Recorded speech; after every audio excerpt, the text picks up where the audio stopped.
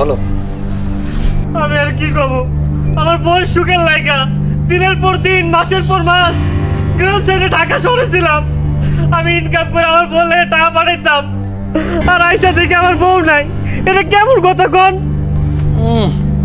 মানুষ বিয়ে করে 30 বছর সংসার করে বউয়ের দাবি করতে পারে না, আর এই বেটায় নুহা আমল থেকে ঢাকা শহরে থাকে, একবারের জন্য বউয়ের খবর নেয় নাই, এখন আইসে বউয়ের দাবি করতে। তুই তো ঝামেলা লাগাইছিস আমাদের মাঝে, আমার বউরে নিয়ে তুই পালাই গেছিস। তুই তো হারামি। এই আমি হারামি? আমি তোর ঘরে অশান্তি লাগাইছি? তোর বউ ভালোবাসে আমারে বিয়ে করছে। এই থামো তো, তোমরা কি শুরু করছো?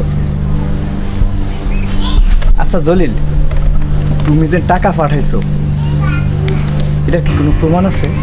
আমি তো অশিক্ষিত মানুষ, আমার কাছে তো কোনো ফোন নাই, তাই আমি ঢাকা শহরের বিভিন্ন দোকান থেকে প্রত্যেক মাসে ওর কাছে টাকা পাঠাইতাম যেন আমার বউরে দেয়।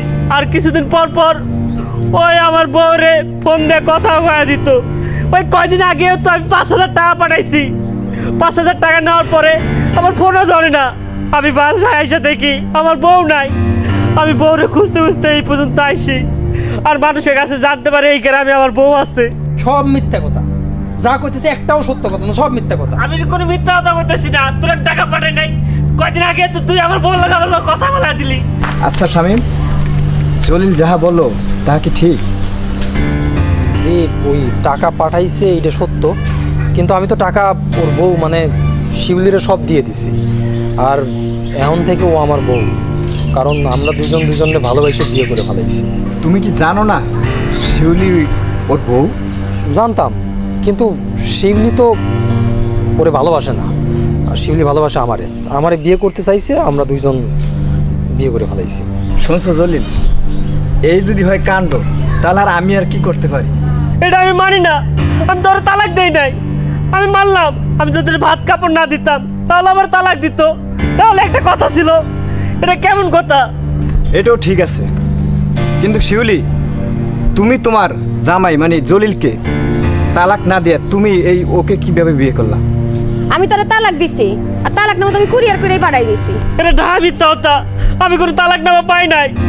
আমি যদি তালাক নামা পাইতাম তাহলে দিনের পর দিন আমার বউরে খুঁজে বেড়াইতাম।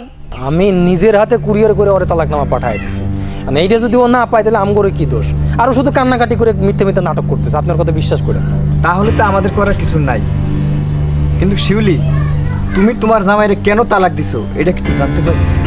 আমি ভাত কাপড় চাই, সেইটা ঠিক আছে, কিন্তু অত টাকাও দরকার নাই যে টাকার লেগে আমি আমার স্বামীর কাছে পাবো না। দিনের পর দিন, মাসের পর মাস ঢাকা শহর পইরা রইছে। স্বামী আমার আগলায় রাখছে, স্বামী আমার দেখাশোনা করছে। এর লেগে আমি স্বামীমেরে ভালোবাসি, আমি বিয়া করছি। আমি চাই স্বামীমরে নিয়ে থাকতে। ওখানে আরে কইয়া দেন স্বামীমরে আমার জন্য বিরক্ত না করে, আমি স্বামীমের লগে থাকতে চাই। জলিল, তুমি তো নিজ কানেই শুনলা, হাদিসেরও একটা কথা আছে, সেটা হলো কোনো স্বামী যদি তার বউকে 3 বা 6 মাস রেখে দূরে থাকে, তাহলে ওই বউ ইচ্ছা করলে সেই জামাইকে ডিভোর্স দিতে পারে। ওরা দুজনকে ভালোবাসে বিয়ে করছে, ওরা দুজনের মতন থাকুক, ভালো থাকুক।